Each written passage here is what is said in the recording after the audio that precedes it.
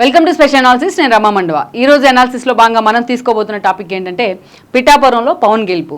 ఈసారి ఒక విచిత్రమైన పరిస్థితుల్లో పవన్ కళ్యాణ్ పిఠాపురం ఎంచుకోవడం జరిగింది. చూసేసుకున్నారు ఆయన పిఠాపురంని. అనేక రకాలుగా ఆయన మీద ప్రెజర్ వచ్చింది. అటు రాయలసీమ నుంచి పోటీ చేయాలి, లైక్ తిరుపతి చోట్ల నుంచి. కానీ ఇంకోవైపు చూసినట్లయితే ఉత్తరాంధ్ర వెనుకబాటు తరం గురించి ఎప్పుడు పవన్ కళ్యాణ్ మాట్లాడుతూ ఉంటారు కాబట్టి వైజాగ్ లాంటి చోట నుంచి పోటీ చేయాలనే ఒక ప్రెజర్ కూడా వచ్చింది. మరోవైపు చూసినట్లయితే ఈస్ట్ వెస్ట్ నుంచి ఆయన పోటీ చేస్తామంటే ఎన్నో సీట్లు ముందు పెట్టి కూడా అన్ని పార్టీల నేతలు, అటు టీడీపీ జనసేన నేతలు చాలామంది ముందుకు వచ్చారు త్యాగాలు చేస్తామంటూ. కానీ పవన్ కళ్యాణ్ మాత్రం చాలా క్లారిటీగా ఉంటూ వచ్చారు. ఎందుకంటే 2019 నాటి బిట్టర్ ఎక్స్పీరియన్స్ మరోసారి ఎదురు కాకూడదు అనే అంచనాతో. ఈ క్రమంలోనే మనం చూసినట్లయితే పవన్ కళ్యాణ్ అదే భీమవరం నుంచో లేకపోతే కాకినాడ నుంచో అనేక రకాలుగా ఆయన పోటీ గురించి వార్తలు వచ్చినప్పటికీ లాస్ట్ మినిట్ వరకు కూడా ముందు తన పార్టీ అభ్యర్థుల్ని ఖరారు చేసిన తర్వాతే, జనసేనకి ఎన్ని సీట్లు రావాలి, బీజేపీ పొత్తులు ఎలా ఉండాలనే అంశాన్ని ఖరారు చేసిన తర్వాతే, ఆ క్లారిటీ వచ్చిన తర్వాతే పవన్ కళ్యాణ్ ఈ రోజున తాను పిఠాపురాన్ని ఎంపిక చేసుకున్నారు. అయితే పిఠాపురాన్ని ఎంపిక చేసుకోవడం ఒక సవాలే అనుకోవాలి పవన్ కళ్యాణ్కు, అదేవిధంగా చంద్రబాబు నాయుడుకు కూడా. ఎందుకంటే ఇప్పుడు లైక్ మంగళగిరి, అలాగో మంగళగిరిలో బీసీ ఓట్ బ్యాంక్ చాలా సాలిడ్గా ఉంటుంది. అది యాక్చువల్గా టీడీపీ సీట్ కాదు. లోకేష్ కూడా ఎంతో సవాళ్ళ మధ్య ఆ సీట్ నుంచి పోటీ చేస్తానన్నారు. బట్ ఎక్కడైతే తాను ఓటమి పాలయ్యాడో అక్కడే గెలిచి చూపించారు. బట్ పవన్ కళ్యాణ్ చూసుకున్నట్లయితే గాజువాక భీమవరం నుంచి ఓడిపోయిన హిస్టరీ ఆయనకైతే ఉంది, ఒక బెటర్ ఎక్స్పీరియన్స్. ఈసారి వాటన్నిటిని పక్కన పెట్టి పిఠాపురాన్నే ఫస్ట్ నుంచి కూడా ఆయన ఫోకస్ పెట్టే ప్రయత్నం చేస్తున్నారు. బట్ లాస్ట్ మినిట్లో ఆ టికెట్ తీసుకోవడం జరిగింది.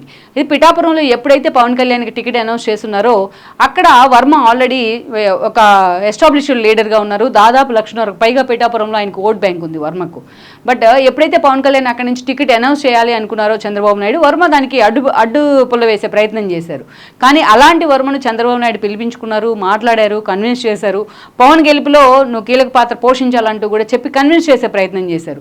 అయినా ఎక్కడో తన టికెట్ కోల్పోయాననే ఒక అసంతృప్తి అయితే వర్మలో ఉంది. అయితే ఇలాంటి సమయంలోనే ఒక ట్విస్ట్ తెర మీదకి వచ్చింది. ఎప్పుడైతే పవన్ కళ్యాణ్ పిఠాపురంలో ప్రచారానికి వెళ్ళారో లాస్ట్లో, అందరికంటే చాలా కొన్ని రోజులు మాత్రమే ఆయన పిఠాపురంలో ప్రచారం చేశారు పవన్ కళ్యాణ్. అప్పుడు ఆయన అన్నిటికన్నా ఫస్ట్ చేసిన అంశం ఏంటంటే వర్మ ఇంటికి వెళ్ళడం స్వయంగా. ఇక్కడే పవన్ కళ్యాణ్, మనం ఎన్నోసార్లు చెప్పుకున్నాం, త్రివిక్రమ్ అత్తారింటికి దారేదిలో ఒక డైలాగ్ రాస్తారు, ఎక్కడ నెగ్గాలో కాదు ఎక్కడ తగ్గాలో తెలిసిన వాడే పవన్ కళ్యాణ్ అని. సో ఏదైతే ఆ డైలాగ్ని యాజ్ ఇట్ ఈస్గా ఎగ్జాక్ట్గా ప్రూవ్ చేసే ప్రయత్నం అయితే చేశారు. ఈ విషయంలో స్వయంగా జనసేన అధినేత అయ్యి ఉండి తానే స్వయంగా వెళ్ళి వర్మ ఇంటికి వెళ్ళడం అనేది మాత్రం ఆయన ఒక ప్లస్ పాయింట్ అయింది పవన్ కళ్యాణ్కు. At the same time Varma కూడా స్వయంగా పవన్ కళ్యాణే తన ఇంటికి వచ్చి తన గొప్పతనాన్ని గుర్తించి తన మద్దతు అడిగే ప్రయత్నం చేయడంతో వర్మ కూడా కన్విన్స్ అయ్యారు. అక్కడ వర్మ కూడా కన్విన్స్ అవడమే కాదు, జనసేన నేతల కంటే ఎక్కువగా అక్కడ వర్మ ప్రచారం చేస్తున్నారు. సో మినిట్ టు మినిట్ ఆయన పోలింగ్ సర్ల దగ్గర నుంచి మొన్న రిజల్ట్స్ వచ్చిన దాకా ప్రతి విషయంలో కూడా తానే పోటీ చేశాను అన్నందుగా ఆయన ఇన్వాల్వ్ అయ్యారు వర్మ.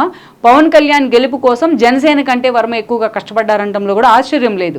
అందుకే పవన్ కళ్యాణే స్వయంగా వర్మకే ఆ క్రెడిట్ ఇస్తూ కూడా మాట్లాడుతూ ఉన్నారు. ఈరోజు వర్మకే ఎక్కువ ప్రయారిటీ ఇస్తూ ఉన్నారు. అలా సో పవన్ కళ్యాణ్కి ఈరోజు 70,000కు పైగా మెజారిటీ వచ్చింది పిఠాపురంలో. అంటే దానిలో వర్మ ఇన్స్టిట్యూషన్ ఉందనేది కూడా వాస్తవం. అందుకే మనం ఇక్కడ టైటిల్ పెట్టాము, పవన్ తగ్గారు. తగ్గడం వల్లే తాను స్థాయిని తగ్గించుకునైనా సరే వర్మ లాంటి ఒక సీనియర్ మాజీ ఎమ్మెల్యే అయినా అలాంటి అతని ఇంటికి వెళ్ళడం వల్లే ఈ రోజున ఇక్కడ చూస్తే వర్మ నెగ్గారు. నిజంగా వర్మ కూడా పవన్ కళ్యాణ్ తన ఇంటికి వచ్చిన పట్టుదలకు పోయి ఆయనకి వ్యతిరేకంగా చేసినా ఎంతో కొంత మెజారిటీతో పవన్ కళ్యాణ్ బయటపడేవాళ్ళే. కానీ ఎప్పుడైతే పవన్ కళ్యాణ్ తన ఇంటికి వచ్చారో వర్మ కూడా అంతే స్పోర్టివ్గా తీసుకున్నారు దాన్ని. పవన్ గెలిపే తన గెలుపు అన్న విధంగా ఆయన అక్కడ పనిచేశారు. అందుకే ఇక్కడ నిజమైన గెలుపు వర్మదే అనుకోవాలి. అలాంటి చర్చ జరుగుతోంది పిఠాపురంలో. సో పవన్ తగ్గారు, నిజంగానే అక్కడే సక్సెస్ అయ్యారు పవన్.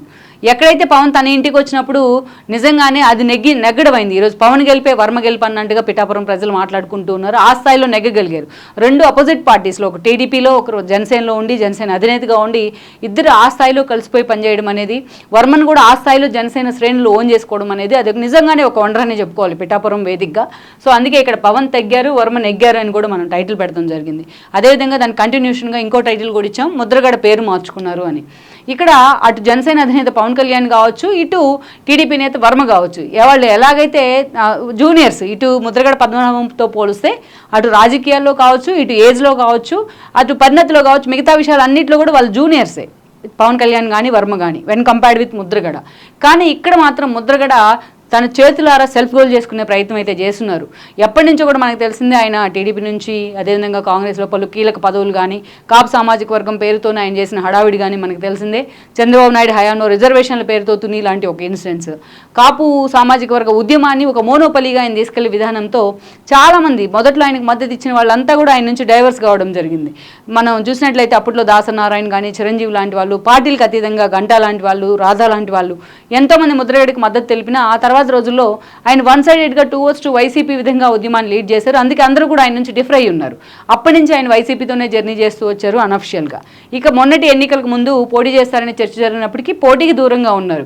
బట్ జగన్మోహన్ రెడ్డి మాత్రం పవన్ కళ్యాణ్ పిఠాపురం నుంచి పోటీ చేస్తే అక్కడి నుంచే ముద్రగడను దింపాలని కూడా ప్లాన్ చేశారు. ఎలాగైనా ఆయన కన్విన్స్ చేసి మరి పార్టీలోకి తీసుకున్నారు కానీ బట్ పిఠాపురంలో పోటీకి అయితే ముద్రగడ దూరంగా ఉండిపోయారు. బట్ అంతకంటే పెద్ద బాధ్యతను జగన్ అప్పగించారు. అప్పగించినప్పుడైనా ముద్రగడకి తెలిసి ఉండాల్సింది. ఒక సీనియర్ నేతగా ఏం జరగబోతోంది రాష్ట్ర వ్యాప్తంగా అనేది ఆయన ఊహించలేకపోయి ఉన్నారు. పిఠాపురంలో అసలు ఏం జరుగుతోంది అనేది ఊహించలేకపోయారు. అసలు తన బలం ఎంత, తనకు పిఠాపురంలో సీన్ ఎంత అనేది కూడా ముద్రగడ అంచనా వేయలేకపోయారు. ఈవెన్ తన కూతురు పవన్ కళ్యాణ్కి మద్దతు తెలిపితే కూతురునే మహిళల్ని అవమానించే విధంగా ఆయన పవన్ కళ్యాణ్ ప్రాపర్టీ ఆమంటూ కూడా ఆయన మాట్లాడటం జరిగింది. అక్కడే ఆయన డిగ్రేడ్ అయ్యారు కూడా.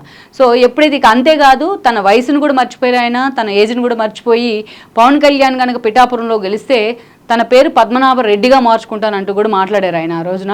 బట్ ఈరోజు డే 1 నుంచి కూడా ఎన్నికలు అయిపోయిన దగ్గర నుంచి అందరికీ అంచనా వచ్చేసింది పవన్ కళ్యాణ్ అక్కడ గెలవబోతున్నారు అనేది. అప్పటి నుంచి ఆయన మీద సెటైర్ వెళ్తూ ఉన్నాయి సోషల్ మీడియా వేదికగా, పద్మనాభ రెడ్డి అని పేరు ఎప్పుడు మార్చుకుంటారు అని.